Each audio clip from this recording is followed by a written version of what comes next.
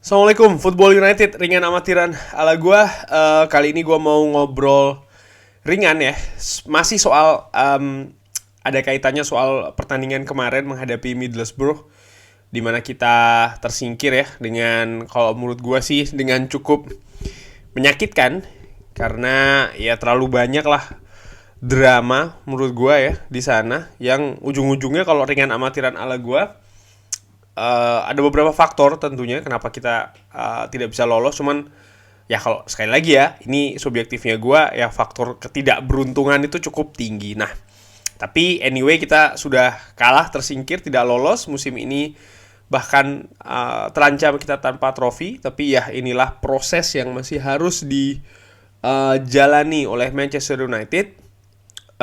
Gua nggak mau bahas soal masalah hal itu. Gua ingin ngobrol ringan tentang, jadi begini, ketika kemarin kita ini kalah ya, pertandingannya kan kita menguasai, controlling the game dan lain-lain. Nah, di situ gua melihat ada beberapa sisi positif. Bahkan kalau gua bandingkan dengan pertandingan-pertandingan sebelumnya ya. Dan ini uniknya terjadi setelah bursa transfer ditutup. Karena ketika kita menghadapi West Ham, setelahnya kan ini ada libur ya kan. Gue lupa, kalau nggak salah sekitar 2 minggu. Plus ada penutupan transfer Januari. Nah, di situ kan kita tidak mendatangkan pemain baru, justru kita melepas 3 dengan status pinjaman, plus satu pemain kena kasus ya kan. Tapi terlepas sekali lagi ya dari kekalahan menghadapi Middlesbrough, ada setidaknya gue lihat ada 3 faktor positif yang mudah-mudahan bisa berkelanjutan ya. Langsung aja yang gue lihat itu nomor 1, lini belakang. Lini belakang dari Manchester United kemarin ini, kalau gue nilai tampil cukup bagus, tampil cukup tangguh. Duet atau kuartet, bukan cuma duet ya, tapi kuartet Diogo Dalot, Rafael Varane, Harry Maguire, Luke Shaw, hampir sepanjang 2 babak ini tampil cukup bagus. Ya memang betul sih, Middlesbrough ada ya 1, 2 atau maksimal 3 peluang ya. Termasuk ada 1 gol kontroversial itu kan, yang handsball itu. Tapi maksud gue begini, memang pertandingan sepak bola itu kan tidak mungkin 2 kali 45 menit lawan tidak ada peluang sama sekali, itu kan nyaris tidak mungkin ya. Jadi menurut gue ya ada 2-3 peluang dari Middlesbrough. Menurut gue itu masih dalam batas normal, tidak lebih dari itu ya momentumnya. Memang ada 1 atau 2 penyelamatan yang, bahkan kalau menurut gue ada 1 atau 2 ya. Ada 2 betul, dari Dean Henderson ya. Ini kalau dari catatan gue. Tapi selebihnya kan tampil cukup kokoh kalau menurut gue ya, kuartet pertahanan kemarin ini, baik secara bertahan dan juga menyerang. Artinya ada perbaikan di sana ya, ada perbaikan. Karena sebelumnya Ralf Rangnick ini kan menyoroti peran terutamanya untuk wingback ya, keseimbangan antara bertahan dan menyerang. Luke Shaw yang menurut gue tampil kemarin cukup bagus, walaupun ini masih belum seperti Luke Shaw yang gue lihat di akhir-akhir musim kompetisi kemarin, dimana dia tampil cukup luar biasa sehingga bisa ditarik lagi ke tim nasional untuk Euro kan. Belum, tapi setidaknya kalau gue lihat, dibandingkan dari beberapa penampilan dari Luke Shaw terakhir, penampilan kemarin menghadapi Middlesbrough ada peningkatan di sana, walaupun lagi-lagi ya belum drastis begitu. Jadi ada progres di sana, dan gue harapin sih ini bisa konsisten naik lagi, sehingga yaitu tadi bisa memanaskan persaingan paling tidak di sektor bek kiri, sehingga dengan adanya persaingan yang sehat ini, kualitas di sektor tersebut diharapkan bisa naik ya. Nah, ini satu faktor yang gue ngelihat, faktor positif dari pertandingan kemarin, atau bahkan di 2 pertandingan yang terakhir ya, menghadapi West Ham dan juga Middlesbrough. Faktor kedua adalah controlling the game. Di 2 pertandingan terakhir ya, menghadapi West Ham dan Middlesbrough, gua melihat Manchester United bisa betul mengontrol pertandingan ya. Karena menurut gua ini salah satu filosofi atau sistem yang diinginkan oleh Ralf Rangnick. Itu adalah controlling the game. Dimulai dari apa? Bukan dimulai dari ketika kita memegang possession, tapi apa yang harus kita lakukan ketika lawan memegang possession. Dan itu kan dengan melakukan pressing, dan kemarin atau di 2 pertandingan terakhir ini sudah bisa dilakukan dengan cukup konsisten dan cukup baik kalau gue lihat ya. Jadi bagaimana pemain depan ini cukup aktif ngepress back lawan ketika mereka sedang memegang bola.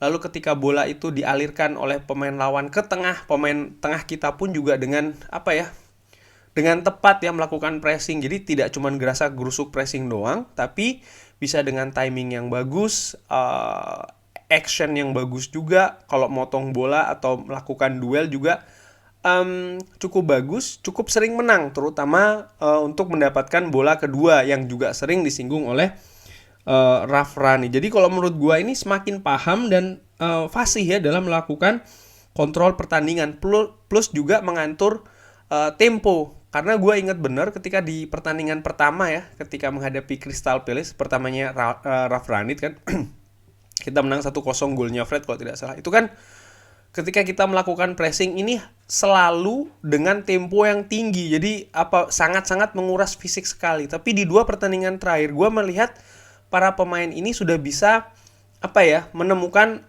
timing yang pas, kurang lebih demikian, kapan mereka harus benar-benar press sampai dekat banget. Ada mungkin yang dibiarkan ada sekian jarak dan lain-lain ya, atau kapan harus turun membantu rekan dan lain-lain menutup. Hal-hal demikian lah menurut gue ini kok ringan amatiran ala gue sekali lagi ya, ini gue melihat kok ada perbaikan ya. Ya di 2 pertandingan terakhir menghadapi West Ham dan juga menghadapi Middlesbrough. Jadi menurut gue, di mata gue ringan amatiran ini faktor kedua ya, faktor positif. Dan faktor terakhir ini dari 3 faktor yang gue lihat adalah kerangka tim.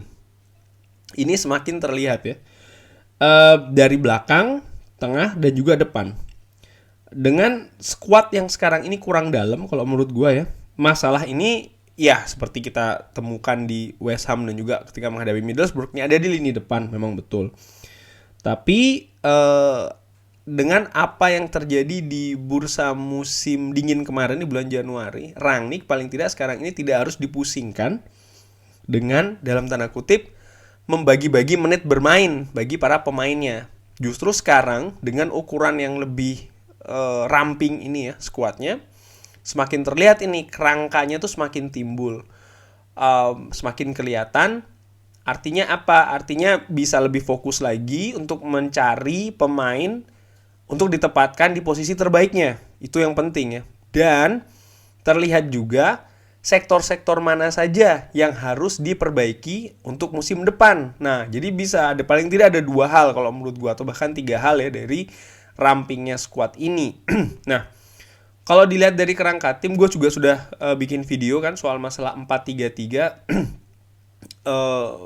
pemain-pemain mana saja yang ditempatkan. Dan kalau sekarang sih menurut gue salah satu faktor positif lagi adalah persaingan di sektor tersebut juga semakin ketat. Contoh nih,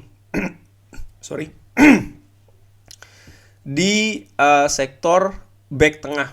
Wah, kalau back tengah sih masih padat ya. Pemain tengah lah semenjak kepergian Donny van de Beek ya kan. Jelas di situ Fred dia harus kerja keras banget karena saingannya adalah seorang Paul Pogba. Di gelandang bertahan mungkin ya Scott McTominay dengan Matic ya kan. Lalu di posisi lain masih ada Bruno Fernandes yang ya kalau Bruno Fernandes sih menurut gue itu ada kekhawatiran sih di situ. Kalau seandainya dia cedera, ya mungkin Paul Pogba bisa ditempatkan di posisinya, lalu ada Fred ya yang akhirnya menempatkan di gelandang tengah. Penyerang sayap itu ada Jadon Sancho ya kan, Elanga, Marcus Rashford, dan pemain-pemain muda yang bukan tidak mungkin akan diberikan waktu juga ya oleh Ralf Rangnick. Jadi again, kerangka ini semakin terlihat. Pola kok sepertinya akan menuju ke 4-3-3. Dan ya kita lihat ya, dengan ketiga faktor tadi itu yang gua ngelihat sudah semakin ke arah positif ya. Gua ulangi lagi, lini belakang yang semakin tangguh, pemain semakin paham dengan filosofi dan sistem yang ingin dibangun oleh Rangnick ya kan, yaitu adalah mengontrol pertandingan. Nomor 3 adalah itu tadi, kerangka tim yang semakin terlihat lagi, paling tidak kerangka tim di tangannya Ralf Rangnick ini ya. Ya menurut gue mudah-mudahan sih oke, kita tersingkir, tapi sekarang masih ada dua. Kita tersingkir di Piala FA, sorry. Tapi kita masih ada dua ya. Ringan amatiran seperti yang gue bahas juga soal masalah apa sih ekspektasi gue di Manchester United musim ini. Apakah trofi? Gue udah bilang kan, berat sekali untuk trofi itu. Piala FA pun yang digadang-gadang diharap-harap, gue kan juga bilang di situ kan bahwa ya sulit gitu, dan ternyata kita harus tersingkir bahkan lebih awal. Bagaimana dengan Liga Champions? Menurut gue dia tidak kalah sulitnya juga ya. Artinya peluang kita tidak besar di situ. Menurut gue sih ya peringkat bisa mengamankan tiket Liga Champions musim depan alias finish di 4 besar dan menyolidkan tim ini itu yang lebih penting ya. Solid di atas lapangan dan juga di dressing room itu menurut gue yang penting, karena ya musim ini kita harus realistis. Ini mungkin tidak sebaik musim lalu atau musim sebelumnya, tapi ya bukan berarti kita lepas juga lalu finish di peringkat 7 atau peringkat 9, tidak seperti itu. Tapi kita juga sudah bisa mulai untuk menata nih musim panas nanti akan melakukan apa. Mulai dari manajer baru ya kan, siapapun itu, pemain-pemain dan lain-lain. Kurang lebih demikian ngobrol ringan aja nih malam-malam tentang tiga hal positif yang gue lihat dari kekalahan menghadapi Middlesbrough. Kalau teman-teman setuju atau bahkan punya faktor lain ya, bisa ditambahkan di kolom komen seperti biasa. Atau bahkan kalau punya pendapat yang berbeda dari gue juga it's fine. Gue selalu terima perbedaan, asalkan disampaikan dengan sopan pastinya ya. Terima kasih sudah menyaksikan. Jangan lupa like, sholat, dan juga subscribe. Wassalamualaikum warahmatullahi wabarakatuh.